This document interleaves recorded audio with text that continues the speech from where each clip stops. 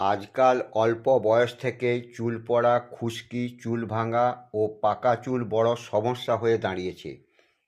জানুন কেন এই সমস্যা হচ্ছে এবং কিভাবে সহজ কিছু নিয়ম মেনে চুল সুস্থ ও শক্ত রাখা যায়। চুলের যত্ন শুরু হোক আজ থেকেই। কারণ জানেন, অনিয়মিত ঘুম, স্ট্রেস, জাঙ্ক ফুড, ভিটামিনের ঘাটতি আর ভুল হেয়ার কেয়ার। চুল ভালো রাখতে কি করবেন?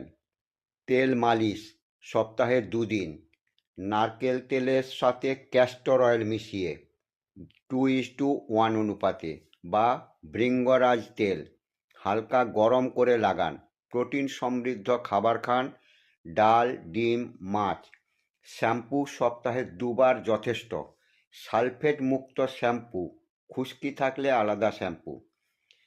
রাত জাগা আর অতিরিক্ত স্ট্রেস এড়িয়ে চলুন। মনে রাখবেন, চুলের যত্ন বাইরে নয়, শুরু হয় শরীরের ভিতর থেকে। ভিডিওটা ভালো লাগলে শেয়ার করুন, ফলো করুন।